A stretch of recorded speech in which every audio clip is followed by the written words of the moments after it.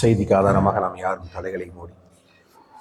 தலைகளை தாழ்த்தி கண்களை மூடி பரிசுத்த தேவனை நோக்கி ஒரு விஷயாக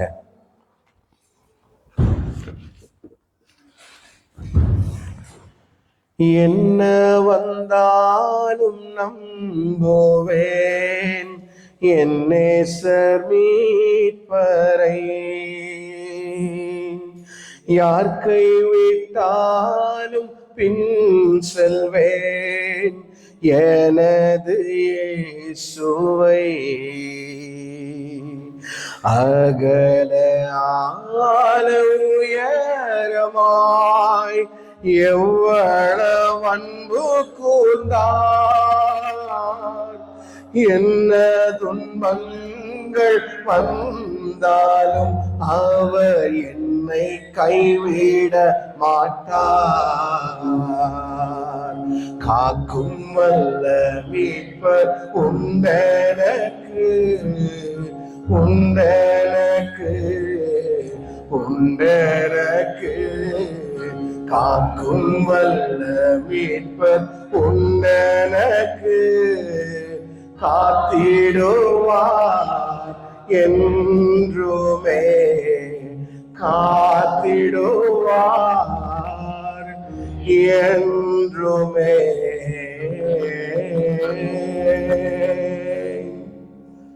ஆமாண்டவரே, தொல்லைகள் கஷ்டங்கள் சூழ்ந்திடும், ஆனாலும் எங்களை எல்லாவற்றிலும் இருந்து காக்க நீர் ஒருவர் வல்லவராய் இருக்கிறீரப்பா. இந்த நாளிலே உம்மிடத்திலிருந்து நாங்கள் படிக்க வேண்டிய பாடங்களை கேட்டு கற்று அதன் வழியில் நடக்க கர்த்தர் எங்களுக்கு ஞானத்தை தரும்படியாய், மான்கால்களைப் போல எங்கள் கால்களை மாற்றும்படியாய் செபிக்கிறோம். நீர் அப்படி செய்கிறதற்காய் நன்றி.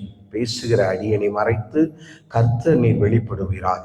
துதி கன மகிமையெல்லாம் உமக்கே ரட்சகர் இயேசுவின் நாமத்தினால கேட்கிறேன் அன்பின் நல்ல பிதாவே, ஆமென். ஹல்லேலூயா, ஹல்லேலூயா. எல்லாரும் சந்தோஷமா இருக்கீங்களா? இன்னைக்கு பாதி சத்தம் வரல. சந்தோஷமா இருக்கீங்களா? ஹல்லேலூயா. பாருங்க, எப்படிப்பட்ட இடத்துல வந்து உட்கார்ந்து இருக்கிறோம். எல்லாரும் அப்படியே சோகமா என்னமோ எதையோ தொலைச்சிட்டு அப்படியே தேடுற மாதிரி தரையை கொஞ்சி இப்படி காலை நொட்டி, பரலோகத்தின் தேவனே ராஜாதி ராஜானே கர்த்தாதி கர்த்தனை மகிமைப்படுத்த அவருடைய ஸ்தலத்துக்கு வந்திருக்கிறோம். அவருக்கு துதிகளை ஏறெடுக்கிற எந்த ஸ்தலத்திலும் இருந்து நாம ஏறெடுக்கும் பொழுது அவர் அதை பார்த்து இறங்கி வந்து நம்மை ஆசீர்வதிக்கிறார். ஹல்லேலூயா. இப்போ அவர் இங்க நம்மளோடு கூட இருக்கிறார். ஹல்லேலூயா. மோசேக்கு சொன்னார், நான் இருக்கிறவராகவே இருக்கிறேன். Cheer up, மோசே. You are not alone. I am not forsaking you. உன்னை நான் கைவிட போறதில்லை. நான் இருக்கிறவராகவே இருக்கிறேன் என்று பார்வோனிடத்துல போய் சொல்லு. எப்படி? I am that I am சொல்லி உற்சாகப்படுத்துற தேவன். இன்னைக்கு அதே தேவன் நம்மை உற்சாகப்படுத்த வல்லவராய் இருக்கிறார். ஹல்லேலூயா. இன்னைக்கு நாம் பார்க்க இருக்கிற காரியம், இயேசு என்றால் முதல்ல என்ன ஞாபகம் வரும்? இயேசு என்றால் முதல்ல எல்லாருக்கும் என்ன ஞாபகம் வரும்? ரட்சகர். அப்புறம் வேற என்ன? இவ்வளவு யோசிக்கல.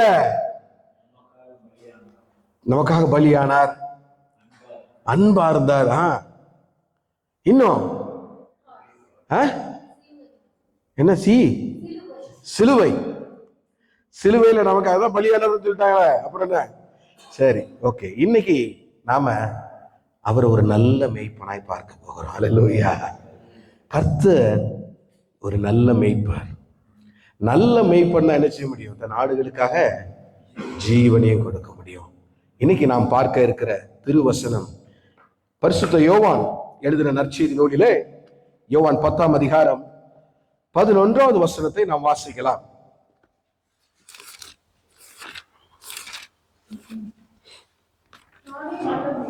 நானே நல்ல மேய்ப்பன், நல்ல மேய்ப்பன் ஆடுகளுக்காக தன் ஜீவனையும் கொடுக்கிறார். ஹல்லேலூயா. கரங்களை தட்டி தேவனை மகிமைப்படுத்துவீங்களா? நல்ல மேய்ப்பன் ஆடுகளுக்காக தன் ஜீவனையும் கொடுக்கிற ஒரு அன்பு. இப்படிப்பட்ட அன்பு இந்த உலகத்திலே வேறு யார் இடத்தில் காணப்படும்? பிரியமானவர்களே, ஹல்லேலூயா.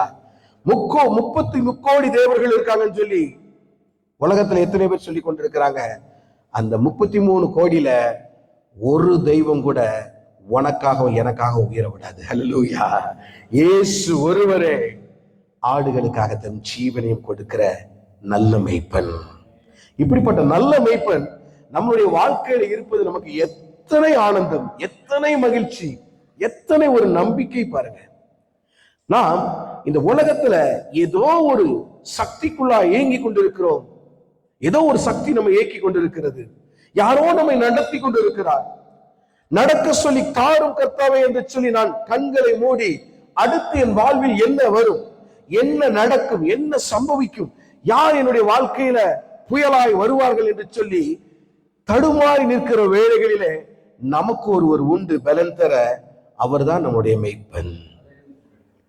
ஆடுகள் பல வேளைகளிலே தடுமாறி நிற்கும். தன் வழியை அறியாமல் எதை சாப்பிடுவது, எங்கே போவது, தன்னுடைய கூட்டம் எங்கே, நான் யாரோடு இருந்தேன், எங்கிருந்து பிரிந்து வந்தேன் என்று சொல்லி தடுமாறுகிற வேளைகளிலே அந்த நல்ல மேய்ப்பன் காணாமல் போன அந்த ஒரு ஆட்டை தேடி வருகிறவர் நம் அன்பு இயேசப்பா. ஹல்லேலூயா.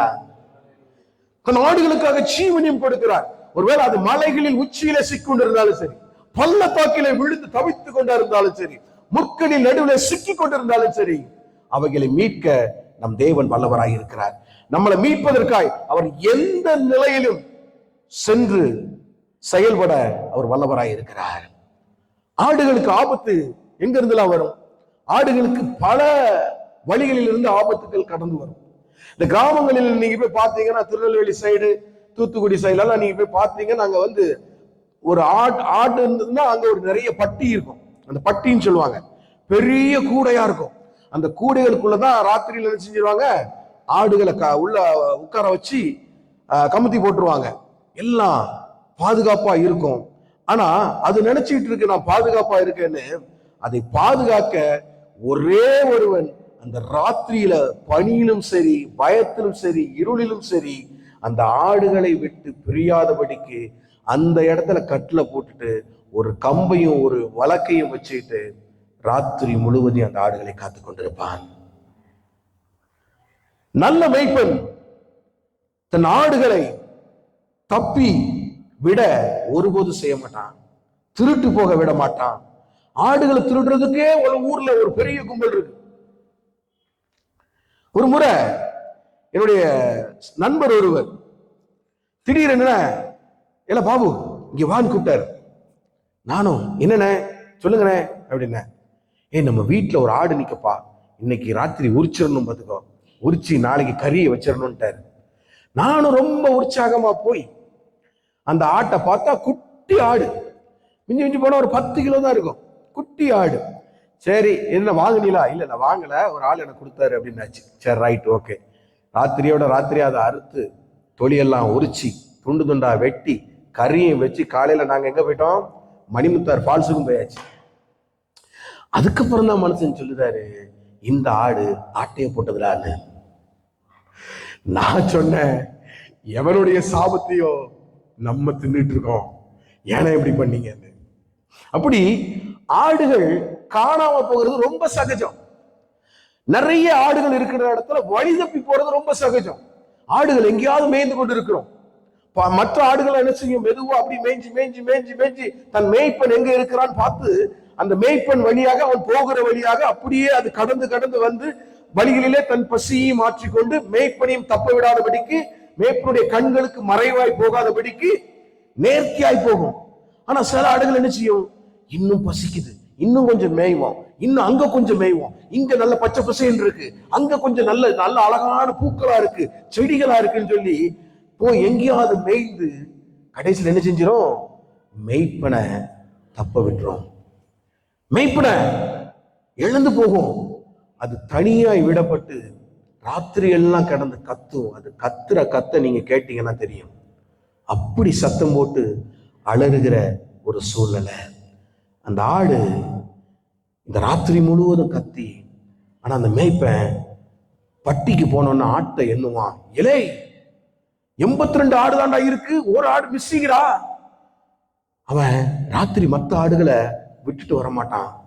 அடுத்த நாள் காலையில கஞ்சியும் தூக்குச்சட்டியும் எடுத்துக்கிட்டு காட்டுக்கு போய் ஆடுகளை மேய விட்டுட்டு ஏதாவது ஒரு சின்ன பையனை இல்லை அவங்க பையனை வந்து பார்த்துக்கன்னு சொல்லிட்டு நேத்து எந்த இடத்துல நான் மேயதுக்கு போனானோ எல்லா இடத்துக்கும் தேடி போவான். கடைசியில ஏதாவது ஒரு பொந்துக்குள்ள இருந்து அம்மா அம்மான்னு அலற சத்தம் கேட்கும். அந்த சத்தம் கேட்டோன்னே இவன் ஒரே ஒரு சத்தம் தான் கொடுப்பான், இந்த ஒரு சத்தம் தான் கொடுப்பான். அது கிலோமீட்டர் கணக்கில் இருந்தாலும் அந்த மேய்ப்பனுடைய சத்தத்தை கேட்டு வெளியே வந்து அவனை கண்ட உடனே துள்ளி குதிச்சு அப்படியே தன் சொந்த அப்பாவை கண்டுபிடிச்ச மாதிரி ஒரு ஆனந்தத்துல அவனிடத்துல ஓடி வரும் பாருங்க. அதுதாங்க ஆடு. இந்த ஆட்டை ஒருபோதும் நல்ல மேய்ப்பர்கள் என்ன செய்ய மாட்டாங்க, தப்ப விட மாட்டாங்க. அதை யாருக்கும் பலியா கொடுக்கவே மாட்டாங்க. இதற்கு மிக சிறந்த உதாரணம் ஒருத்தர் இருக்கிறாரு நம்ம பைபிள்ல. அது யாரு? தாவீது. தாவீது ஒரு சிறந்த ஒரு மேய்ப்பன். 1 சாமுவேல் 17ஆம் அதிகாரம் 2வது வசனத்துல அங்க ஒரு காரியம் நடக்குது. சவுலும் இஸ்ரவேலும் மனுஷரும் ஒருமித்து கூடி ஏலா பள்ளத்தாக்கில் பெலிஸ்தியர்களுக்கு எதிராக யுத்தத்துக்கு அணிவகுத்து நிற்கிறாங்க. அப்போ காத்தூரனாகிய கோலியாத் எனும் பேருள்ள ஒரு வீரன் பெலிஸ்தியர்களுக்கு பாளையத்திலிருந்து புறப்பட்டு வந்து நடுவுல நிப்பான்.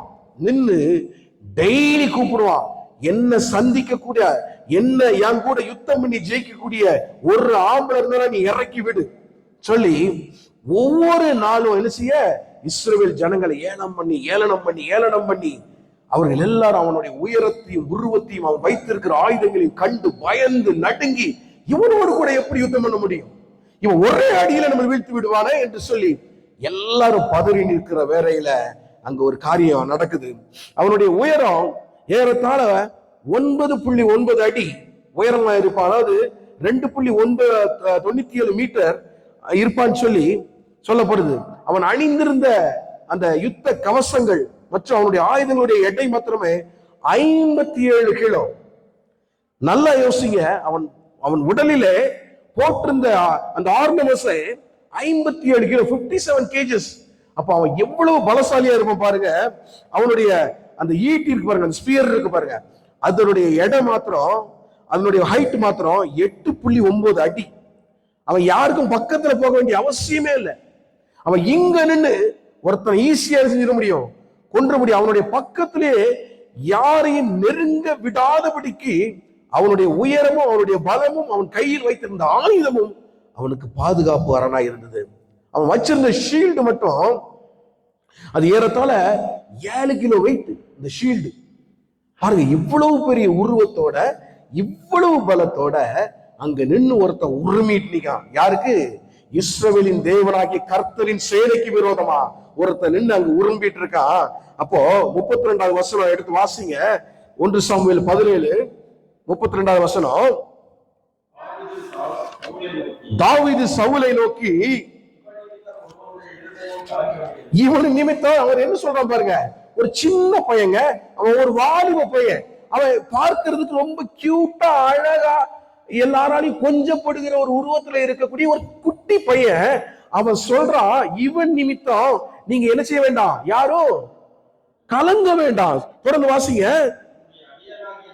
உம்முடைய அடியானாகிய நான் போய் இந்த பெலிஸ்தியனோட யுத்தம் பண்ணுவான். அவனுக்கு எந்த பயமும் கிடையாது. அவன் அணிந்திருக்கிற எல்லா ஆர்னமெண்ட்ஸையும் பார்க்கிறான், அவனுடைய ஆயுதங்களை பார்க்கிறான், அவனுடைய உயரத்தை பார்க்கிறான், அவனுடைய கர்ஜனையை பார்க்கிறான், அவனுடைய ஆகாட்சி பாருவான அந்த உடலை பார்க்கிறான், அவனுடைய உடல் மொழியை பார்க்கிறான். இது எல்லாம் இவன் என்ன செய்யல, ஒரு சின்ன ஹெசிடேஷன் கூட வரல அவனுக்கு. இதெல்லாம் பார்த்ததுக்கு அப்புறமும் கோலியாத்தா ஒரு தேசமே கண்டு நடந்துக்கூடிய ஒரு உருவத்தில் இருக்கிறான். ஈவன் சவுல் எவ்வளவு உயரமானவன், அவன் எவ்வளவு பலசாலியான ஆளு, அவனே யுத்தத்துக்கு போக செய்யறான். பயந்து போய் அடங்கி கிடக்கக்கூடிய ஒரு சூழ்நிலை. இப்போ ஒரு சிறிய பையன் ஒருத்தன் வாரான், ஒரு வாலிப பையன் வாரான். அவன் சொல்றான், இந்த உருவத்தையோ அவன் வச்சிருக்கிற ஆயுதத்தையோ நீங்க பார்த்து ஒரு நாள் என்ன செய்ய வேண்டாம், கலங்க வேண்டாம், இவெல்லாம் ஒரு ஆளே கிடையாது எனக்குன்னு சொல்லி நான் அவனோடு கூட யுத்தம் பண்ணுவேன் என்றான். 31 வந்து சவுல் தாவீதை நோக்கி சொல்றாரு, நீ இந்த பெலிஸ்தியனோட எதிர்த்து யுத்தம் பண்ணவனால் ஆகாது, நீ இளைஞன், அவனோ தன் சிறு வயது முதல் யுத்த வீரன். அவன் வந்து from the born he was a powerful man, he practicing every day. அவன் யுத்தத்திற்கு பழக்கப்பட்ட கைகள் அவனுடைய கைகள், அவனுடைய கண்கள், அவனுடைய ரத்தம், அவனுடைய வாதைகள், அவன் முகருகிற காரியம், அவன் சிந்திக்கிற காரியம் எல்லாமே யுத்தத்தை பற்றினது, சண்டையை பற்றினது. இப்படிப்பட்ட ஒரு கரடு முரடான ஒரு ஆளோடு போய் நீ யுத்தம் பண்ண போறேன்னு சொல்றியப்பா, உன்னால முடியுமா? நீ ஒரு இளைஞன், ஒரு சிறு பையன், உன்னை பார்த்தா ஏதோ கியூட்டா இருக்கிற நீ போய் இவ்வளவு பெரிய ஆள் குரூப்போட யுத்தம் பண்ண போறேன்னு சொல்றான். அதற்கு அவன் சொல்லுகிற பதில் தான் அங்க அல்டிமேட். தொடர்ந்து வாசிங்க, நான் 34 வாசிங்க.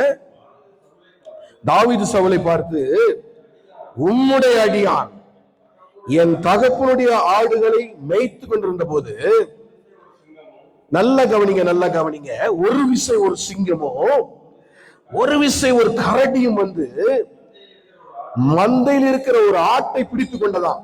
இப்போ அவன் என்ன செய்யறான் பாருங்க, நான் அதை தொடர்ந்து போய் அதை அடித்து அதை அதன் வாய்க்கு தப்பு வைக்கிறேன்னு சொல்லி சொல்றான். அது என் மேல பாய்ந்த போது தாடையை பிடித்து அதை அடித்து கொண்டு போட்டானா. இது எப்படி இது சாத்தியமாகுமா? கொஞ்சம் யோசித்து பாருங்களேன். அவன் சொல்றான், நல்ல கவனிங்க, ஒரு விசை ஒரு சிங்கமா, ஒரு விசை ஒரு கரடியா, ரெண்டும் மிக பவர்ஃபுல்லான ஒரு அனிமல். இந்த அனிமல் கிங்டம் ஒன்று காற்றுக்கே ராஜா, இன்னொன்னு அந்த ராஜாவை விட ராஜாவே பயமுறுத்தி ஓட வைக்கக்கூடிய உருவத்தில் இருக்கிற ஒரு மிகப்பெரிய கரடி. இவைகளை குறித்து அவங்க சொல்லும்போது சொல்றாங்க, ஒரு லயனுடைய பைட்டிங் ஃபோர்ஸ் அப்படின்னா டிபிகல்டி measure between 600 and 1000 pounds per square inch, அதாவது PSI சொல்லுவாங்க. அதனுடைய கடியின் அழுத்தம், ஒரு சிங்கத்தின் கடியின் அழுத்தம் 650 இருந்து 1000 PSI பவர் இருக்குமா. அது ஒரு மனிதனை கடிச்சதுன்னு வச்சுக்கோங்களேன், இல்ல ஒரு மிருகத்தை கடிச்சதுன்னா ஒரே கடியில அதனுடைய எலும்புகள் அப்படி சுக்குநூற நொறுக்கிற முடியும். இந்த காட்டு எருமைகள் இருக்கு பாருங்க, ஒவ்வொன்று 2 டன் 3 டன் வெயிட் இருக்கும். அந்த காட்டு எருமையவே அது மேலே ஜம்ப் பண்ணி ஏறி உட்கார்ந்து அதனுடைய முதுகு எலும்பை கட்டிக்கும் பொழுது அந்த விழா எலும்பு அப்படியே நொறுங்கி அது கீழே விழக்கூடிய ஒரு பவர் இந்த சிங்கத்துக்கு. நீங்க கரடி எடுத்துக்கிட்டீங்கன்னா கரடி இதை விட ஒரு படி மேல, அது இந்த போலார் பேர்ன்னு சொல்றான் பாருங்க, அது வந்து 1200 PSI வரைக்கும் அதனுடைய பைட்டிங் ஃபோர்ஸ் இருக்குமா. இப்படி ஒரு பவர்ஃபுல்லான அனிமல்ஸ் அவன் என்ன செஞ்சிருக்கான், தாடியை பிடித்து, அதை வாசிங்க மறுபடி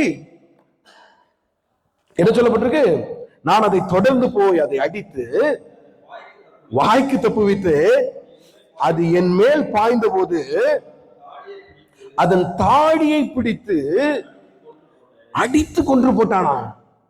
பாருங்க, இது நடக்கிற ஒரு காரியமா? ஒரு சாதாரண ஒரு மனுஷனால, உங்களாலேயோ என்னாலேயோ இது செய்ய முடியுமா? ஹல்லேலூயா. யோசிச்சு பாருங்க, வேதத்துல எழுதப்பட்டிருக்கிற கேரக்டர்ஸ் தவிர இத உலகத்துல சாதிச்சவன் ஒருவனும் கிடையாது. ஹல்லேலூயா. அப்படிப்பட்ட பவர்ஃபுல், வேதத்துல இதை சாதித்தது யார்? சிம்சோன் தாடையை பிடித்து 2ஆய் சிங்கத்தை கிழிச்சு போட்டான்னு சொல்லி எழுதப்பட்டிருக்கிறது. ஏன், எப்படி அவனுக்கு இந்த பவர் வந்தது? தேவனுடைய ஆவி அவன் மீது இறங்கினதுனால். தானியேல் அடிக்கல, பிடிக்கல, சத்தம் போடல, அமைதலா உட்கார்ந்து ஜெபம் பண்ணா. சிங்கம் அல்ல, சிங்கங்களின் வாயை தேவன் கட்டியிருந்தாராம். ஹல்லேலூயா. பாருங்க, இதெல்லாம் எப்படி ஒரு ஆச்சரியமான காரியங்கள். சிங்கத்தை சாதாரண வேட்டாட முடியாது. சிங்கம் ஒரு பயங்கரமான ஃபோர்ஸ். அது சாதாரணமா எதையும் டார்கெட் பண்ணாது. அதுலயும் குறிப்பா அந்த ஆண் சிங்கங்கள் அமைதலாய் படுத்திருக்கும். பெண் சிங்கங்கள் தான் போய் எல்லாம் சேர்ந்து கூட்டமா போய் வேட்டையாடும். இந்த வேட்டையாடும் பொழுது சில நேரங்கள்ல ஒரு மிகப்பெரிய விலங்குகள்கிட்ட இந்த சிங்கங்கள் மாட்டிக்கிச்சுன்னா அந்த விலங்குகள் இதை திருப்பி தாக்கத்த ஆரம்பிச்சிடும். இப்ப உதாரணத்துக்கு ஒரு காட்டு எருமையை ஒரு சிங்கங்கள் கூட்டங்கள் பிடிக்குதுன்னா எல்லா எருமைகளும் சேர்ந்து இதை முட்டி தள்ளிடும். ஆனா இப்படிப்பட்ட சூழ்நிலையில தான் ராஜா அப்படியே அமைதியில ஓய்வு எடுத்து பார்த்துக்கிட்டே இருப்பாரு. திடீர்னு எழும்புவாரு, ஒரே பாய்ச்சல் தான், ஒற்றை பாய்ச்சல் அதை கழுத்தை பிடிச்சி கழுத்து எலும்ப முறிச்சு அங்கேயே கீழே போட்டுரும். 2 டன் இருக்கிற காட்டெருமைக்கு இப்படிப்பட்ட கதினா ஒரு மனுஷன் மாட்டினானா அவன் கதி என்னவாகும் தெரியுமா? உதாரணத்துக்கு நிறைய காரியங்கள் நடந்திருக்கு, நான் ஒன்று சொல்றேன். 1898ஆம் ஆண்டு வருஷத்துல இந்த லயன் கால்டு டிசாவா, ஆப்பிரிக்கா கண்ட்ரியில டிசாவான்னு ஒரு லயனை குறித்து விவரிச்சாங்க. அந்த லயன் என்னன்னா, அது மேன் ஈட்டர் லயன். அதுக்கு பிடித்த உணவே ஆண்களை அல்லது பெண்களை பிடித்து அடித்து, இல்ல குழந்தையா இருந்தாலும் சரி பிடிச்சு அடிச்சு சாப்பிட்றது தான் அதுக்கு மிக இன்பமான பிடிச்ச ஒரு இது. அது சாதாரண சிங்கம் கிடையாது, ஒன்றல்ல 2 சிங்கங்கள் இருந்துதான். கென்யா தேசத்துல 2 சிங்கங்கள் கூட்டமா சேர்ந்து அங்கே ரயில்வே பணி நடந்து கொண்டிருக்கிறது. ரயில்வே வழித்தட அமைச்சு கொண்டிருந்தாங்க. ரயில்வே ட்ராக் போட்டு கொண்டிருக்கும் போது அவர்களுக்கு துணையா பல வேட்டைக்காரங்க அவங்க கூட இருக்கிறாங்க, வித் கன்ஸோட இருக்கிறாங்க. ஆனா எந்த நேரத்துல எந்த புதர்ல இருந்து இந்த சிங்கங்கள் வருகிறதுன்னு சொல்ல முடியாதாம். திடீரென வரும், பாய்ந்து ஏதாவது ஒரு மனிதனை பிடிச்சு ஒரு நிமிட பொழுதுல புதர்களுக்குள்ள எடுத்துக்கொண்டு போயிடும். ஒன்றல்ல 2 அல்ல, ஏராளமான ஆண்கள், ஏராளமான ஜனங்களை அது 2 சிங்கங்கள் சேர்ந்து கொன்று தின்று ஒழித்தது. இத ஏன் பண்ணி சுடவே முடியல. இத்தனைக்கு அங்க 5-6 பேர் இருக்கிறாங்க, அவங்க கையில கன் இருக்குது, எல்லாம் ஃபயர் பண்றாங்க, ஒரு குண்டை விட அந்த சிங்கத்தின் மேல படல. இப்படிப்பட்ட ஒரு சூழ்நிலையில தான் கடைசியில என்ன பண்றதுன்னு தெரியாம ஹென்ரி காலின் ஜான் ஹென்ரி பேட்டர்சன் என்பவரால், அவர் ஒரு உலகத்துல ஒரு தலை சிறந்த ஒரு வேடன், அவரை வர வைக்கிறாங்க. அவரை வர வச்சு அவர் பல நாட்கள் பதிவிருந்து அது வருகிற திசையை பார்த்து அமைதலா இருந்து கடைசியில ஒரு நாள் அதை சுட்டு கொண்டாராம். டிசம்பர் மாசம் 1898 டிசம்பர் மாசத்துல சுட்டு கொண்டாராம். ஒரு சிங்கத்தை சுட்டுட்டாரு. அடுத்த 3 வாரத்துக்கு அப்புறம் தான் அடுத்த சிங்கத்தை அவரால் சுட்டு கொள்ள முடிஞ்சது. ஸ்னைப்பர் ஷாட்னு சொல்லப்படுகிற ஸ்னைப்பர் கன்னை வச்சு அவர் தூரமத்துல இருந்து அதை அடித்து கொன்றார். சிங்கங்களை வேட்டையாடுறது அவ்வளவு எளிதான ஒரு காரியம் அல்ல. சிங்கம் ரொம்ப பவர்ஃபுல்லானது. ஆனா இங்க நம்மால் சொல்றான், அதோட தாடியை பிடிச்சு அடிச்சு கொண்டேன்னு. யோசித்து பாருங்க, நல்ல மேய்ப்பன் தேவனால் அபிஷேகம் பெற்றிருக்கிறான். தேவனிடத்தில் இருந்த அந்த அபிஷேகம் அவருடைய மெய்ப்பரிடத்திலேயே இருக்குது. ஹல்லேலூயா. இப்படிப்பட்ட நல்ல காரியத்தை தேவனிடத்திலிருந்து நாம வாங்க வேண்டியது மிக மிக அவசியமா இருக்கிறது. ஒரு நல்ல மேய்ப்பன் தான் தன் நாடுகளை அல்லது தன் ஜனங்களை பாதுகாக்க முடியும். இயேசு ஒரு நல்ல மேய்ப்பனாய் இருந்தார். ஆகவேதான் அவர் நமக்காக ஜீவனையும் கொடுத்தார். அவர் அப்படியே வாயால சொல்லிட்டு மாத்திரம் போகலைங்க, அவர் அதை வாழ்க்கையிலே வாழ்ந்து காட்டி நிரூபித்து போனார். எப்பா, மனிதனால இவ்வளவுதான் முடியும். ஒருவேளை ஒரு கணவன் நோய்வாய்ப்பட்டு வீட்டில் கிடந்தான்னா பல நல்ல மனைவிகள் கவனிக்கிறது உண்டு. அதே மாதங்கள் வருடங்கள் கடந்து போக போக அந்த பெண்களுக்குள்ள ஒரு சலிப்பு, ஒரு விரக்தி, நம்மளுடைய வாழ்க்கையில சாபத்தை பார்த்தீங்களா, எனக்கு ஏன் இப்படிப்பட்ட ஒரு கணவனை தேவன் கொடுத்தார், அல்லது எனக்கு ஏன் இப்படிப்பட்ட ஒரு மனைவியை தேவன் கொடுத்தார். நோய்வாய்ப்பட்டவள், நோயாளி, 24 மணி நேரமும் அவள் பக்கத்திலே இருந்து அவளை பார்த்து கொள்ளக்கூடிய ஒரு துர்பாக்கியசாலியான ஒரு மனிதனாய், ஒரு மனுஷியாய் நான் மாறி போனேன் என்று சொல்லி புலம்பி அழுகிற ஆட்கள் இந்த உலகத்துல உண்டு. யோபுவை பார்த்து தன் மனைவி சொன்னா, அவளுடைய மனைவி, நீ இன்னுமாடா இந்த தேவனை நேசிக்கிற, அவரை தூஷித்து ஜீவனை விடுன்னு. இது பலருடைய வாழ்க்கையில இன்று நடந்து கொண்டிருக்கிறது. பிரியமானவர்களே, சிறையில அகப்பட்டிருக்கிற ஒரு மனிதனை போல மாறி போறாங்க. அழுது தவிக்கிறாங்க. எனக்கு சாவு வராதா? நான் வாழ்ந்த வாழ்க்கை எனக்கு போதாதா? இப்படி ஒரு சாபமான வாழ்க்கையில என்னை கொண்டு வைத்து விட்டீரே ஆண்டவரே என்று சொல்லி கதறி தவிக்கிற அநேக ஜனங்கள் இந்த உலகத்துல உண்டுங்க. ஆனா தன் மனைவியாலேயோ கணவனாலேயோ கடைசி வரைக்கும் அவங்கள முழு மனசோட முழு அன்போட முழு இருதயத்தோட பார்க்க முடியல. ஆனா வேதம் சொல்லுகிறது, நம்ம போன வாரத்துல பார்த்த போது யோவான் 1ஆம் அதிகாரம் 3ஆம் வசனத்துல ஆதியிலே அவர் தேவனோடு இருந்தாராம், சகலமும் அவரால் உண்டாக்கப்பட்டுச்சான், சிருஷ்டித்தது எல்லாம் அவராலே என்று சிருஷ்டிக்கப்படவில்லை என்று சொல்லி எழுதப்பட்டிருக்கு. ஆனா அந்த இயேசு எல்லா மகிமையும் துறந்து நமக்காக பூவுலகில இறங்கி வந்து காணாமல் போன என் நாடுகளை நான் தேடி கண்டுபிடிக்கட்டும். என் பிதா அவருடைய பிள்ளைகளை அவருடைய சாயலாகவே படைத்தார். பாவம் என்னும் கொடூரத்தினால் அவங்க அவரை விட்டு விலகி போயிட்டாங்க, காணாம போயிட்டாங்க. அவங்களை எப்படியாவது தேடி கண்டுபிடித்து அவர்களுக்காக என் ஜீவனையெல்லாம் கொடுத்து என் கடைசி சொட்டு ரத்த முடிய தரையில விழ நான் என்னை ஒப்பு கொடுத்து என் ஆடுகளை நான் மீட்டுக் கொள்ளட்டும். அந்த ஆடுகள் என்னோடு கூட பரலோகத்துல வந்து தேவனை மகிமைப்படுத்தி பாடுகிற ஒரு வாக்கியத்தை பெறட்டும் என்று சொல்லி இந்த ஆடுகளை தேடி இறங்கி வந்தார் நம் நேசர். அவர் எத்தனையோ நல்ல மெய்ப்பர்களை உருவாக்கி இருக்கிறாரு. நல்ல மெய்ப்பர்களை நாம் எப்படி அடையாளம் கண்டு கொள்வது?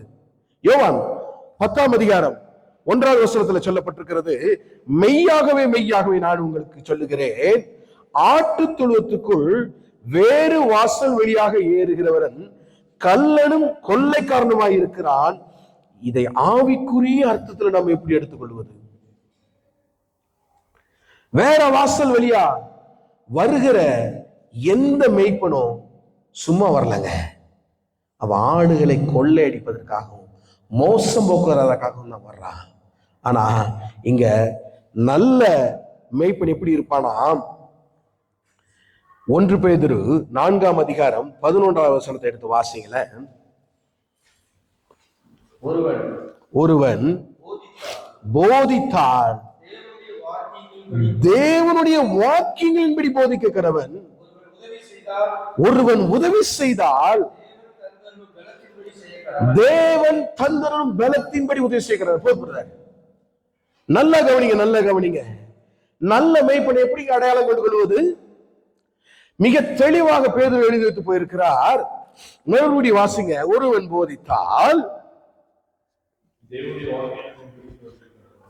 ஒருவன் போதித்தால் தேவனுடைய வாக்கின்படி போதிக்க கடவன், ஒருவன் உதவி செய்தால் தேவன் தந்தருளும் பலத்தினால் உதவி செய்ய கடவன். பாருங்க, நம்ம மெய்ப்பனை அடையாளம் கண்டு கொள்வது ஆடுகளின் வேலை. Let me tell you something very clearly today. எல்லாத்துக்கும் ஆண்டவரை டிபெண்ட் பண்ணி இருக்காதீங்க. ஆண்டவரே, இது நல்ல சர்ச் தானா, நல்ல போதகர் தானா, நல்ல டீம் தானா, நல்ல மக்கள் தானா? No, never. ஆண்டவர் அதை பகுத்தறியக்கூடிய சக்தியை ஆடுகளுக்கு கொடுத்திருக்கிறார். ஆடுகளுக்கு தன் மேய்ப்பனை அடையாளம் காண முடியணும். You must identify. இது நல்ல மேய்ப்பனா? இந்த மேய்ப்பன் நல்ல பாதையில நம்மை நடத்துவானா? நம்மை நல்ல வழியில நடத்துவானா? மேய்ச்சல நல்ல செழிப்பான இடங்களுக்கு நம்ம கொண்டு போய் மேய்க்க விடுவானா? நல்ல தண்ணீர் கொடுப்பானா? நல்ல உணவளிப்பானா? நல்ல நமக்கு தங்குறதுக்கு வசதியான காரியங்களை ஏற்படுத்தி கொடுப்பானா? இந்த கொடியை ஓநாய்களிடமிருந்து நம்மை பாதுகாப்பானா? இப்படியெல்லாம் ஆடு தன் மேய்ப்பனை அடையாளம் கண்டு கொள்ள முடியாம இருக்கிறதுனாலதான் இன்னைக்கு அநேக காரியங்கள், வேத புரட்டர்கள், ஆண்டவருக்கு விரோதமாக எழும்புகிற போதனைகள் இன்னைக்கு மலிவா எல்லா இடத்துலயும் சதறி கிடக்குது. ஆடுகளை நம்மளால அடையாளம், மேய்ப்பனை நம்ம உங்களால அடையாளம் கண்டு கொள்ள முடியல. யாராவது போய் கனிவா பேசி அன்பா பேசி உலக வார்த்தைகளினால நம்மளை மயக்கிட்டாங்கன்னா உடனே நம்ம என்ன செஞ்சிடறோம்? அவங்க காலில் விழுந்துடுறோம், அவங்களுக்கு அடிமையாயிடுறோம்.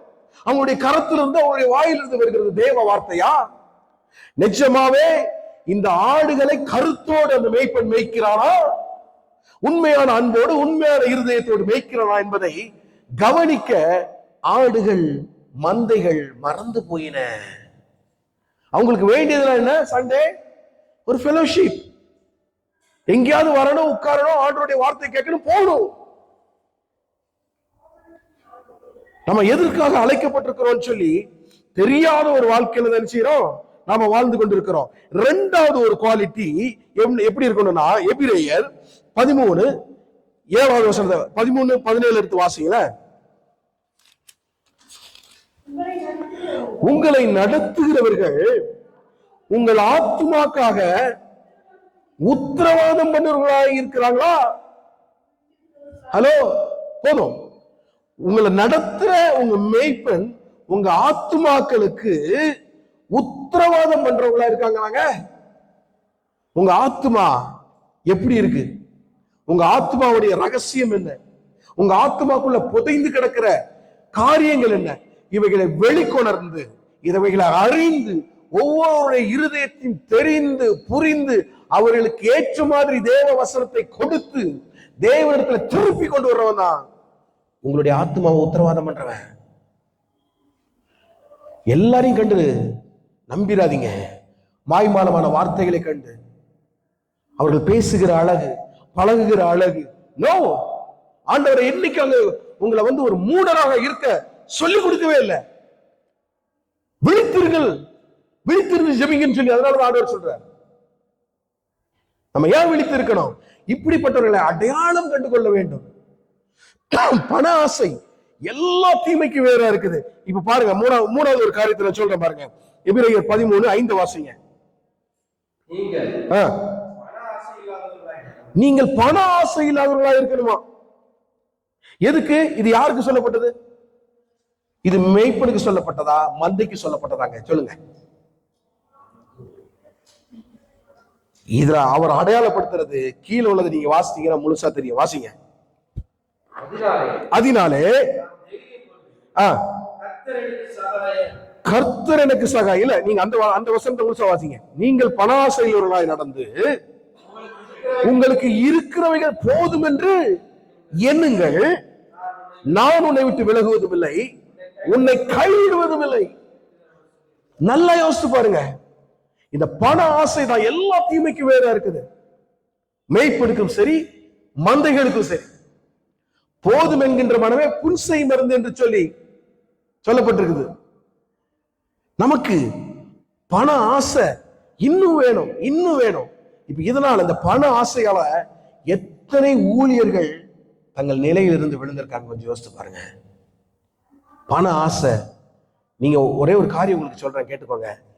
நம்ம டயசிஷனா இருக்கட்டும், சிஎஸ்சியா இருக்கட்டும், ஆர்சியா இருக்கட்டும், இல்ல இண்டிபெண்டன்ட் மோகன் சிலாசனா இருக்கட்டும், பால் ஜனரனா இருக்கட்டும், ஏசி அழைக்கிறார் இருக்கட்டும், இவங்க கிட்ட இருக்கிற சொத்துக்களை நீங்க எடுத்தீங்கன்னா இந்தியாவில் இருக்கிற கடைக்கோடி கிராமங்களுக்கும் ஆலயங்களை கட்டி எல்லாரையும் வழிபட வைக்க முடியும். முடியுமா? முடியாதா? வேற எங்கேயும் போனா நம்ம தமிழ்நாட்டில் இருக்கிற திருச்சபைகளில் இருந்து எடுக்கிற பணத்தை நம்ம செலவிட்டாலே இயேசுவுக்கென்று இந்தியா முழுவதும் ஆலயங்களை கட்டி எழுப்பி விட முடியும். இன்னைக்கு எஃப்எம்பிபியா இருக்கட்டும், இல்ல நண்பர் வேற சுவிசேஷ குழுக்களா இருக்கட்டும், எல்லாம் மாசம் 2000-3000 பணத்துக்காக ஏங்கி தவித்துக் கொண்டிருக்கிற காரியங்கள் உங்களுக்கு எத்தனை பேருக்கு தெரியும்? அவங்களுக்கு சம்பளமே 2000 தான் போகும், இல்ல 3000 போகும், அதிகபட்சம் 5000 போகும். அவங்களுக்கு ஒரு நல்ல வீடு கூட வாடகைக்கு எடுத்து வாழ முடியாது. அப்படிப்பட்ட துர்பாக்கிய நிலையில தேவனுக்கு உண்மையா உறுதியா ஊழிய செய்யறவங்க இருக்கிறாங்க.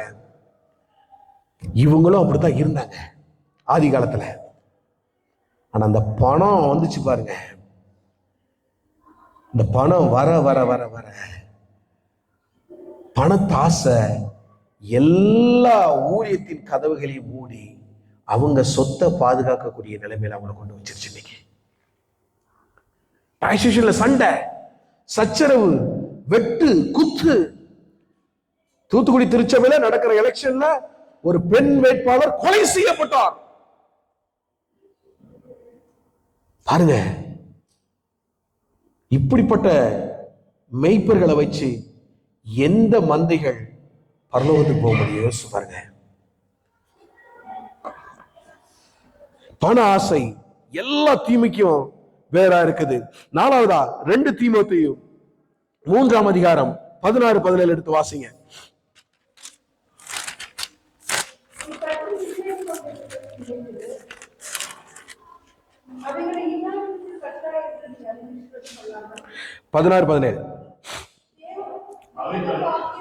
வேத வாக்கியங்கள் எல்லாம் தேவ ஆவியினால் அருளப்பட்டிருக்கிறது. எப்படி தேவனுடைய மனுஷன் எப்படி இருக்கணும்? தேறினவனாகவும் எந்த நற்கிரியும் செய்ய தகுதியுள்ளவனாக இருக்கணும். இன்னைக்கு நல்லா யோசித்து பாருங்க, தேவ மனிதன் தேறினவனா இருக்கிறானா?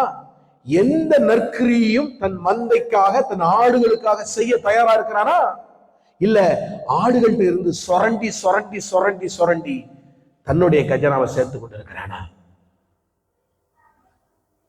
யோசிச்சு பாருங்க. நம்ம பல வேளைகளில நம்ம சிந்திக்கிறது கிடையாது. யாருக்கு காணிக்க கொடுக்கணும், எதுக்காக செலவிடணும் அப்படிங்கிறதே நமக்கு தெரியல. ஏதாவது யாருக்காவது அனுப்பி வை, 10,000 அங்க அனுப்பு, இன்னொரு 10,000 இங்க அனுப்பு. என்ன பிரயோஜனம்? அவன் வீட்டு சொத்து தான் சேர்ந்துகிட்டே போத தவிர ஆத்துமாக்கள் வந்த மாதிரி இல்ல, ஆடுகளை கூட்டி சேர்க்கிற மாதிரி இல்ல, ஆடுகளுக்கு இறையே கிடைக்கிறது இல்ல. எப்படி கிடைக்கும்? அதான் தேவ மனிதன் தேறினவனா இல்லையே.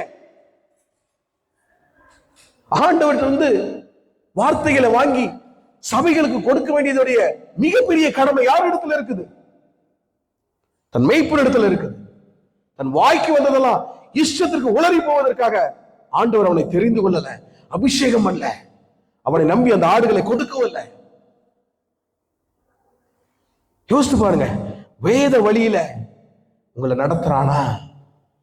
உங்க மெய்ப்பன் உங்களை வேத வழியில நடத்துறானா? எல்லா நற்கிரியும் செய்ய திராணி உள்ளவரா இருக்கிறானா? யோசித்து பாருங்க. சிலர்லாம் பாத்தீங்கன்னா பாஸ்டர் வீட்டுக்குன்னா எல்லாம் பறந்து பறந்து ஊழியம் செய்வாங்க. ஆனா அந்த பாஸ்டர் திரும்ப மற்றவங்களுக்கு என்ன செஞ்சான்னு கேட்டு பாருங்க, ஒரு உதவி கூட செய்ய மாட்டாரு. நானே கஷ்டத்துல இருக்கேன் பிரதர், என்கிட்டயே ஒண்ணும் இல்லை. யோசித்து பாருங்க, இப்படிப்பட்ட மேய்ப்பனை வைத்து என்ன நற்கிரியைகள் சபைக்குள்ள வளர்ந்து விட முடியும்? கொஞ்சம் யோசிச்சு பாருங்க. ஆகவே அவர் தெளிவா சொல்றாரு, வேத வாக்கியங்கள் எல்லாம் தேவ ஆவியால் அருளப்பட்டிருக்கிறது. தேவனுடைய மனுஷன் தேறினவனாகவும் எந்த நற்கிரியும் செய்ய தகுதியுள்ளவனாகவும் இருக்கும்படியாக அவைகள் இப்படி இருந்தாதான் அவைகள் உபதேசத்திற்கும் கடிந்து கொள்வதற்கும் சீர்திருத்தலுக்கும் நீதியை படிப்பதற்கும் பிரயோஜனம் உள்ளதா இருக்கும். நானே ஒரு முன்மாதிரியா இல்லாத ஒரு வாழ்க்கையை வாழ்ந்துட்டு ஆண்டவர் இடத்துல இருந்து இந்த வார்த்தைகளை வாங்கி உங்களுக்கு எப்படிங்க நான் கொடுக்க முடியும்? கொஞ்சம் யோசித்து பாருங்க. நாளானது எவ்வளவாய் சமீபிக்கிறதோ அவ்வளவாய் கடிந்து கொண்டு புத்தி சொல்லுங்கன்னு சொல்லி ஆண்டவர் சபைக்கு சொல்ல சொல்லி இருக்கிறாரு.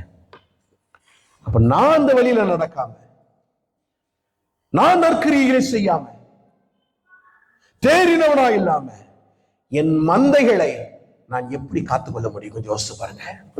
என் மந்தைகளுக்கு நான் எப்படி ஒரு நல்ல மேய்ப்பனா இருக்க முடியும்? இந்த பாரத்தை ஆபிரகாம் என்னுடைய கரத்துல தூக்கி கொடுக்கும் பொழுது நான் கண்ணீர் வடித்த ஆண்டவரிடத்துல கேட்டது ஒன்னே ஒண்ணுதான், என் மாம்சம் அழியட்டும்பா, என் மாம்ச சிந்தை அழியட்டும், என் ஆவியின் சிந்தை வளரட்டும், என் சபைக்கு நான் ஒரு பிரயோஜனம் உள்ள பாத்திரமாய் நான் வாழட்டும். என்ன ஒப்பு கொடுக்கிற ஆண்டவரே, தகுதி இல்லாத என்ன தெரிந்து கொண்டீங்க, எந்த நற்கிரியும் செய்ய தகுதி இல்லாத நான் என்னை தெரிஞ்சு கொண்டீங்க. ஒவ்வொரு காரியத்துல இன்னைக்கு கவனமா நடக்க என்னை நான் பழக்கப்படுத்தி கொண்டே வரேன். தேவனுடைய மனிதன் தேறினவனா இருக்கிறானா? உங்களுக்கு நற்கிரியை செய்ய கூடிய வல்லமையை பெற்றிருக்கிறானா? வேத வசனத்தை தெளிவா போதிக்க கத்துக்கொண்டிருக்கிறானா? அவைகள் உபதேசத்திற்கும் கடிந்து கொள்ளுதலுக்கும் சீர்திருத்துதலுக்கும் நீதியை படிப்பதற்கும் அப்படின்னு சொல்லப்பட்டிருக்கு. ஆசீர்வாதத்தை கொடுக்கிறதுக்கும் அளந்து அளந்து விடுறதுக்கும் தீர்க்க தரிசனம். இன்னைக்கு நீ வீட்டுக்கு போ, இன்னைக்கு 10 100 1000 அவன் ஆசீர்வதிக்க போறாருன்னு சொல்றதுக்காக எங்களை அழைக்கல. நீதியை படிப்பிக்கிறதுக்கு தான் ஆண்டவர் தெய்வ மனிதனை தெரிந்து கொண்டிருக்கிறார். ஆசீர்வாதம் எந்த மனிதனிலிருந்து வராது, புறப்பட்டு தேவனிடத்திலிருந்து மாத்திரமே அது இறங்கி வருகிறது. அல்லேலூயா. நல்லா யோசித்து பாருங்க. நல்ல தேறின ஊழியர்களை எடுத்து பாருங்க. ஈவன் அகஸ்டின் ஜெபகுமாரன் எடுத்துக்கொள்ளுங்க, நம்முடைய அருமையான போதகர் ஆபிரகாம் டேவிட்சன் எடுத்துக்கொள்ளுங்க. அவங்களாம் உங்களுக்கு கற்றுக் கொடுக்கிறது என்ன? நீங்க போய் உங்க அறை வீட்டுல பூட்டி செபி. ஆண்டவர் உனக்கு அந்த இதை கொடுத்திருக்கிறார், கிருபையை கொடுத்திருக்கிறார். நீங்கள் விசுவாசத்தினால எவைகளை கேட்கிறீர்களோ அவைகளை பெற்றுக்கொள்வீர்கள். அந்த விசுவாசத்தோட கேளுங்க, நிச்சயமா உங்களுக்கு கிடைக்கும். அகஸ்டின் அதை சொல்லுவாங்க. ஒரு சில தீர்க்க தரிசன வார்த்தைகளை தேவன் வெளிப்படுத்தும் போது சொல்லுவது இயல்பு. ஆனா இதையே வைத்து பொழப்பு நடத்துறது மிக பெரிய அவமானம், அருவருப்பு. இப்படிப்பட்ட மேய்ப்பன் எந்த விதமான மந்தைக்கும் பிரயோஜனமற்றவனாய் மாறி போவான். அந்த மந்தைகளும் ஓநாய்களினால் பீறி போடப்படும். So we should be very very careful. தேவனுடைய மனுஷன் தேறினவனா இருக்கணும். இப்படி இருக்க மத்தேயு 7ஆம் அதிகாரம் 28வது வசனத்துல இன்னொரு காரியத்தை சொல்றார். 5ஆவதாக எடுத்து வாசிங்க. மத்தேயு, இயேசு இந்த வார்த்தைகளை சொல்லி முடித்த போது அவர் வேத பாதகரை போல போதியாமல் அதிகாரமுடையவராய் போதித்தாராம். ஆண்டவர் சொல்றார், அதிகாரமுடையவனாய் போதிக்கிறதற்கு உங்களுடைய மெய்ப்பன் திராணி உள்ளவனாய் இருக்கிறானா? இந்த அதிகாரம் எப்படி நமக்கு கொடுக்கப்படுகிறது? பரத்திலிருந்து கொடுக்கப்பட்டால் ஒழிய உங்கள் பேர்ல எனக்கு எந்த அதிகாரமும் கிடையாது. ஹல்லேலூயா. பரத்திலிருந்து தேவனால் எனக்கு உங்களிடத்துல கொடுக்கப்பட்டால் ஒழிய இந்த அதிகாரம் உங்களிடத்துல ஒன்று கிடையாது. பரத்திலிருந்து எனக்கு என்ன நம்பி கொடுக்கிறார் மெய்ப்பனை, இந்த ஆடுகளை நீ மெய்ப்பாயா என்று சொல்லி கொடுக்கிறார். பேதுரு இடத்துல கேட்டு கொடுத்தார்லா, பேதுருவே என்னை நேசிக்கிறாயா, என்னை நேசிக்கிறாயா, என்னை நேசிக்கிறாயா? 3வது முறை கேட்கும் பொழுது அழுதுட்டான். உம்மை விட்டு ஓடி போனது உண்மைதான்ப்பா, உம்மை மறுதளிச்சது உண்மைதான். ஆனாலும் இப்போ உம்மை உண்மையா நேசிக்கிறேன்னு உமக்கு தெரியும் ஆண்டவரே. பேதுருவின் கரத்தை தூக்கி கொடுக்கிறாரு, என் ஆடுகளை மேய்ப்பாயாக. ஹல்லேலூயா. ஆண்டவர் யாரையும் சும்மா ஏற்படுத்துறதில்ல.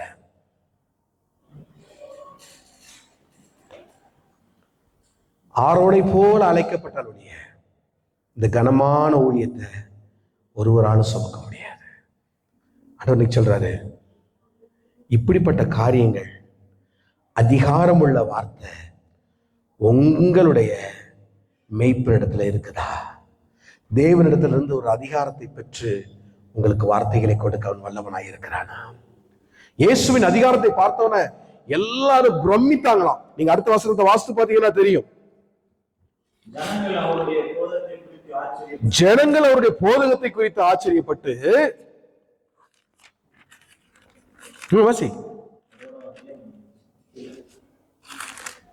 மத்த 7:48-49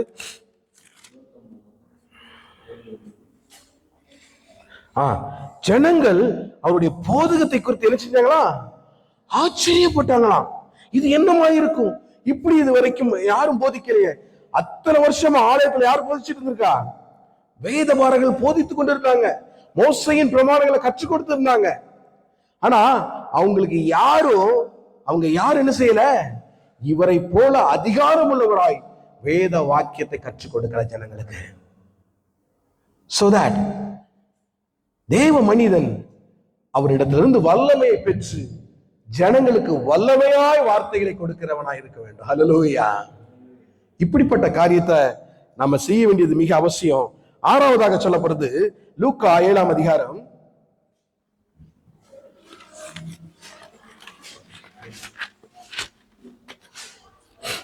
6 லூக்கா 7:42 வாசிங்க.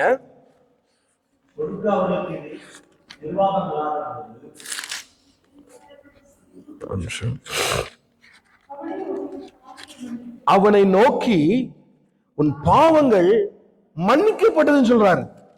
நல்லா கவனிங்க. அங்க ஒரு பெரிய ஒரு புலம்பல் நடக்குது. அவங்கள யோசிக்கிறார், பாவத்தை மன்னிக்கிறது இவர் யாரு? பாவத்தை இவருக்கு எப்படி மன்னிக்க முடியும்னு சொல்லி. ஆனா அங்க இயேசு தீர்க்கமா சொல்றாரு, உன் பாவங்கள் மன்னிக்கப்பட்டது. நீங்க அதே அதிகாரத்துல 37-38 எடுத்து வாசிங்க.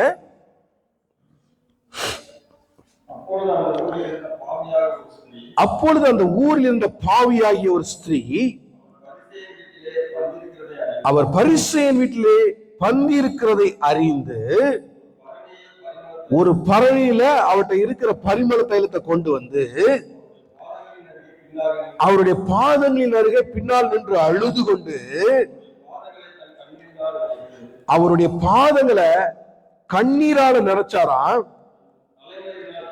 தன் தலைமயிரினால் துடைத்து அவருடைய பாதங்களை முத்தம் செய்து பரிமள தைலத்தை பூசுறா. அப்போ அங்க என்ன நடக்குது? அவரை அழைத்த பரிசேயன் அதை கண்டபோது, இவர் தீர்க்கதரிசியாய் இருந்தால் தம்மை தொடுகிற ஸ்திரீ இன்னார் என்றும் இப்படிப்பட்டவள் என்றும் அறிந்திருப்பாள், இவள் பாவியாய் இருக்கிறாள் என்று தனக்கு சொன்ன போது அங்க என்ன நடக்குது? இயேசு அவனை நோக்கி, சீமோனே, உனக்கு நான் ஒரு காரியம் சொல்ல வேண்டும் என்றார். அதற்கு அவன், போதகரே சொல்லும் என்றான். அவர், ஒருவனிடத்துல 2 பேர் கடன் பெற்றிருந்தார்கள். ஒருவன் 500 வெள்ளிக்காசும் மற்றவன் 50 வெள்ளிக்காசும் கொடுக்க வேண்டியதா இருந்தது. கொடுக்க அவர்களுக்கு நிர்வாகம் இல்லாத போன போது இருவரும் கடனையும் மன்னித்து விட்டானாம். இப்படி இருக்க அவர்களில் எவன் அவனிடத்தில் அதிக அன்பா இருப்பான் என்று சொல் என்றார். பிரதியுத்தரமாக, யாருக்கு அதிகமாய் மன்னித்து விட்டாலோ அவனே அதிக அன்பா இருப்பான் என்று நினைக்கிறேன் என்றான். அதற்கு அவர், சரியாய் நிதானித்தாய் என்று சொல்லி இந்த ஸ்திரீயை திரும்பி பார்க்கிறார். இப்போ இவ ஒரு பாவியான மனுஷி, அவளுக்குள்ள ஏகப்பட்ட பாவங்கள், மோசமான காரியங்கள், இயேசுவிடத்துல பிரவேசிக்கவே முடியாத அளவுக்கு அவளுக்கு பாவம். அவ மெதுவா வாரா. அவள்கிட்ட இருக்கிற வெளியேறப்பட்ட காரியமே அந்த பரிமள தைலம் தான். அதை கொண்டு வந்து இயேசுவின் பாதத்தருகே உட்கார்ந்து அவருடைய பாதத்தை கழுவி தன் மயிரினால் சுத்தம் செய்து அந்த பரிசுத்த பரிமள தைலத்தை அவனுடைய பாதத்தில் பூசுகிறார். அவருடைய கண்ணீரால கழுவுறாள். யோசித்து பாருங்க, இப்படிப்பட்ட ஒரு சூழ்நிலை. இப்போ இயேசுக்கு 2 சாய்ஸ் இருக்கு. ஒண்ணு, பாவியா இருக்க, நீ ஒரு விபச்சாரியா இருக்க, என்ன நீ தொடாத, நீ தொட்டா பாவம் சொல்லி அவர் விலகி போயிருக்கலாம். அல்லது அவள் மீது மனது உருகி அவளை மன்னித்திருக்கலாம். இயேசு 2வது ஆப்ஷனை கையில் எடுக்கிறாரு. அங்க என்ன நடக்குது? தொடர்ந்து வாசிங்க.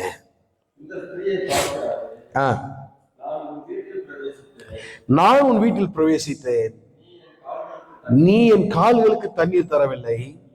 இவளோ கண்ணீரினால் என் கால்களை நினைத்து தன் தலைமயிரினால் அவைகளை துடைத்தாள். நீ என்ன முத்தம் செய்யவில்லை. இவளோ நான் உட்பிரவேசித்தது முதல் என் பாதங்களை ஓயாமல் முத்தம் செய்தாள். நீ என் தலையில என்ன பூசலப்பா. இவளோ என் பாதங்களில் பரிமள தைலத்தை பூசினாள். ஆதலால் நான் உனக்கு சொல்லுகிறேன், நல்ல கவனிங்க, இவள் செய்த அநேக பாவங்கள், ஒருவேளை பரத்துக்கு விரோதமாக உமக்கு விரோதமாக பாவம் செய்தேன் என்று சொன்னபடி அநேக பாவங்களை செய்து மோசமான அந்த உலகத்துல அந்த ஊர்லயே ஒரு அசிங்கமா அடையாளப்படுத்தப்பட்ட ஒரு ஸ்திரீக்கு ஒரு நொடி பொழுதுல அங்க இரக்கம் கிடைத்து மன்னிப்பு பெறுகிறார். ஹல்லேலூயா. தொடர்ந்து வாசிக்கும் போது சொல்றார், இவள் மிகவும் அன்பு கூர்ந்தாலே, எவனுக்கு கொஞ்சம் மன்னிக்கப்பட்டதோ அவன் கொஞ்சமாய் அன்பு கூறுவான் என்று சொல்லி அவளை நோக்கி, உன் பாவங்கள் மன்னிக்கப்பட்டது. ஹல்லேலூயா, ஹல்லேலூயா. கரங்களை தட்டி தேவனை மகிமைப்படுத்துவீங்களா? எப்படிப்பட்ட கொடிய பாவியையும் மன்னிக்க இயேசு வல்லவராயிருக்கிறார். அவர் வழியில அபிஷேகம் பண்ணப்பட்ட எந்த மெய்ப்பனும், நல்லா கவனிங்க, அவருடைய வழியில அபிஷேகம் பண்ணப்பட்ட எந்த மெய்ப்பனும் யாருக்கு தீமையை செய்தாலும் சரி, எவ்வளவு கொடூரமான பாவங்கள் அவங்க பேசியிருந்தாலும் சரி, அதை அவர்களுக்கு அவன் மன்னிக்கணும். ஹல்லேலூயா. பாருங்க, இயேசு மிக தெளிவாக he is perfect substitute for us. அவர் நமக்கு நேர்த்தியான முன்மாதிரியானவர். அவர் எப்படி வாழ வேண்டும், எப்படி உபதேசிக்க வேண்டும், எப்படி தன் ஜனங்களை நடத்த வேண்டும் என்று சொல்லி அழகா வேதத்தில் எழுதிட்டு போயிட்டார். அதே வழியில நடந்தும் போயிட்டார். இப்ப நாம செய்ய வேண்டியது என்ன? இவைகளை பார்த்து கற்றுக்கொண்டு இதன் வழியிலே நடப்பதுதான் மிக முக்கியமான காரியம். அடுத்து கடைசியா மத்தேயு 20ஆம் அதிகாரம் 34ஆம் வசனத்துல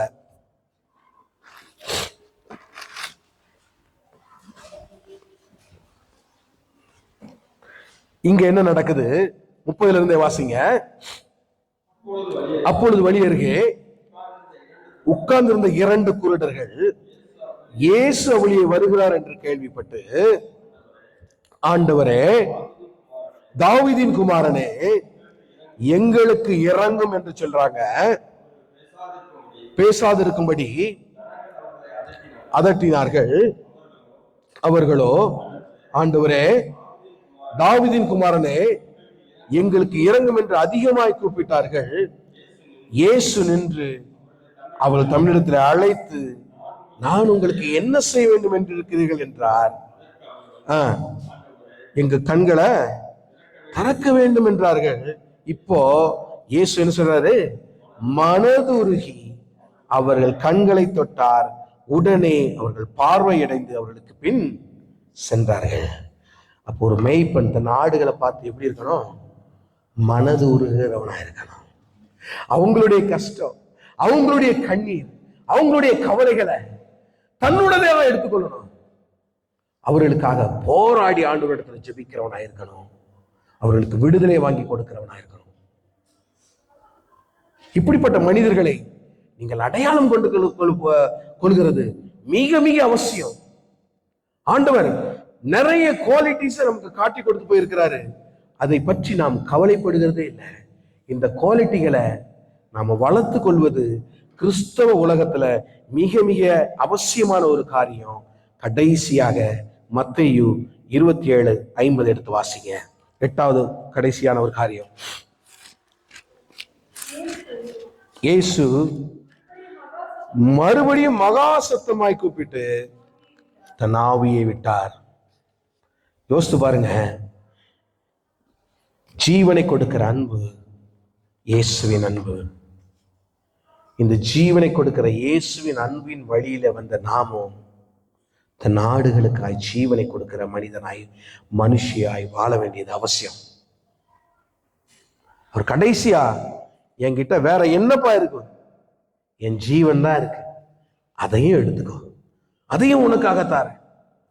என் உடம்புல இருக்கிற கடைசி சொட்டு ரத்த முடிய நான் உனக்கு தாரேன், எல்லாத்தையும் எடுத்துக்கோ. இவ்வளவுதான் நான் உன்னிடத்துல காட்டுகிற அன்பு, என் ஜீவனையும் கொடுக்கிற அன்பு. அதனாலதான் அவரால் சொல்ல முடிஞ்சது, நல்ல மேய்ப்பன் நாடுகளுக்காக ஜீவனை கொடுக்கிறான். அப்படி இல்லைன்னா அங்க என்ன நடக்கும் தெரியுமா? நல்ல மேய்ப்பன் இல்லாதவன் எவனோ, யோவான் 10ஆம் அதிகாரம் 12வது வசனத்தை வாசிங்க.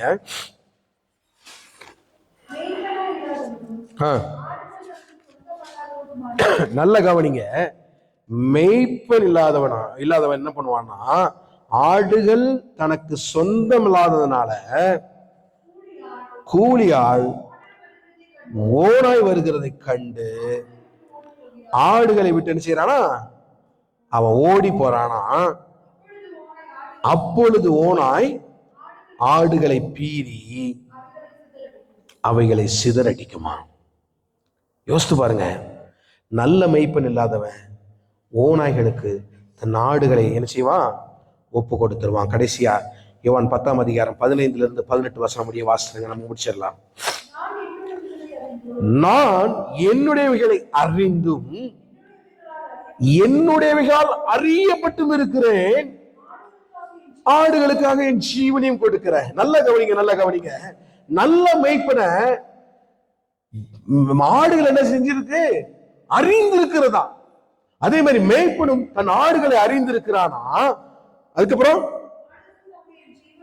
ஆடுகளுக்காக என் ஜீவனையும் கொடுக்கிறேன். இப்ப சொல்றாரு, இந்த தொழுவத்துல இருக்கிற இந்த ஆடுகள் மாத்திரம் அல்லப்பா, எனக்கு வேற ஆடுகளும் உண்டு என்று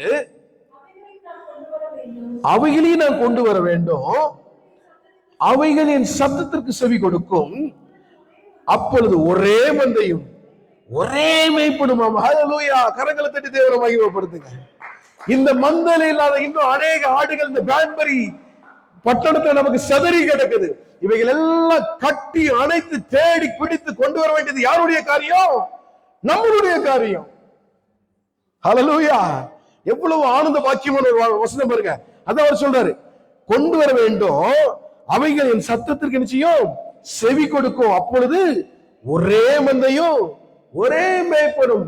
யார் நம்முடைய மேய்ப்பன்? கர்த்தராகிய இயேசு கிறிஸ்து. ஹல்லேலூயா!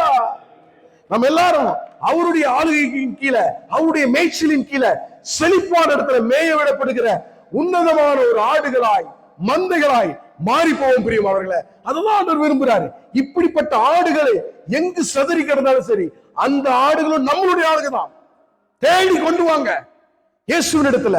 நாம் எல்லாரும் அந்த ஒரே மேய்ப்பனுக்கு மந்தையாய் மாறி போவோம். இதை விட பாக்கியம் நமக்கு என்ன இருக்கு? தொடர்ந்து வாசிக்கும் பொழுது,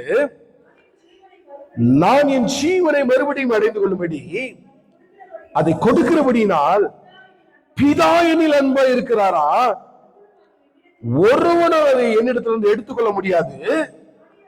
நானே அதை கொடுக்கிறேன். அதை கொடுக்கவும் எனக்கு அதிகாரம் உண்டு, அதை மறுபடியும் எடுத்துக்கொள்ளவும் எனக்கு அதிகாரம் உண்டு.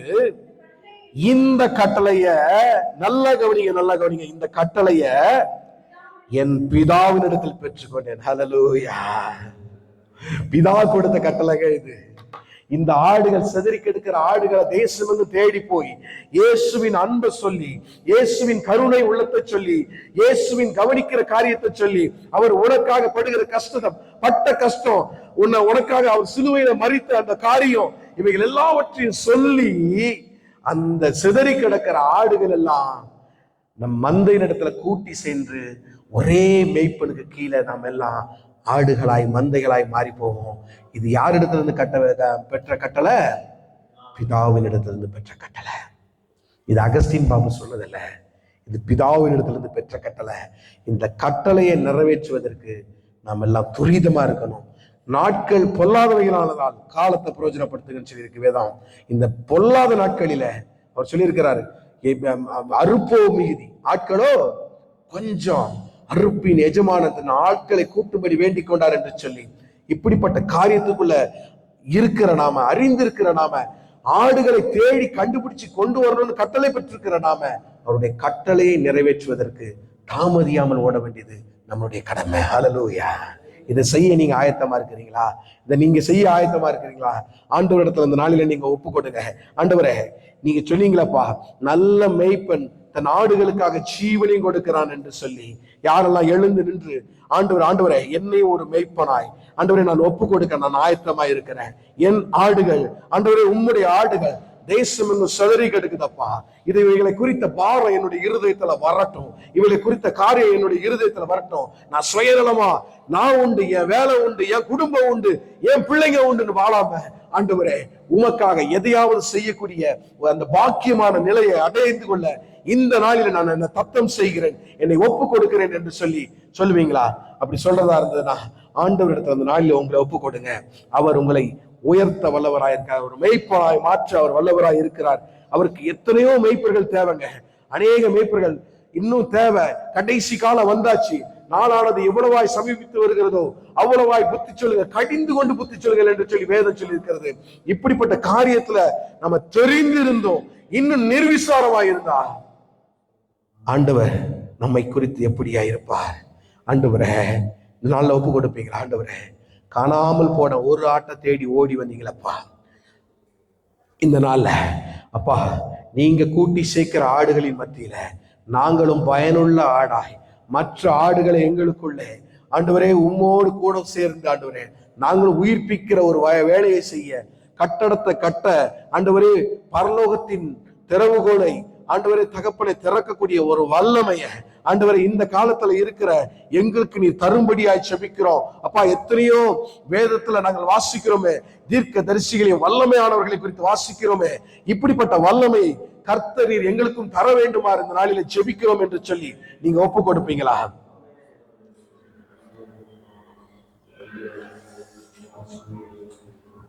அநாதி தேவன் அடைக்கலமே, அவர் நித்திய புயங்களும் ஆதாரமே. அநாதி தேவன் அடைக்கலமே, அவர் நித்திய புயங்களும் ஆதாரமே. இந்த தேவன் என்றென்றும் உள்ள சதா காலமும் நமது தேவன், மரண பரியந்தம் நம்மை நடத்திடுவார். அநாதி தேவன் அடைக்கலமே, அவர் நித்திய புயங்கள் ஆதாரமே. காருண்யத்தாலே எடுத்து கொண்டார் தூய தேவ அன்பே. காருண்யத்தாலே இழுத்து கொண்டால் தூய தேவ அன்பே. இவ்வநாத்திரத்தில் நயங்காட்டி உன்னை இனிதாய் வருந்தி அழைத்தார். இந்த தேவன் என்றென்றும் உள்ள சதா காலமும் நமது தேவன், மரண பரியந்தம் நம்மை நடத்திடுவார். அநாதி தேவன் அடைக்கலமே, அவர் நித்திய புயங்களும் ஆதாரமே. கானக பார்வை காரிருள் தூய தேவ ஒளியே.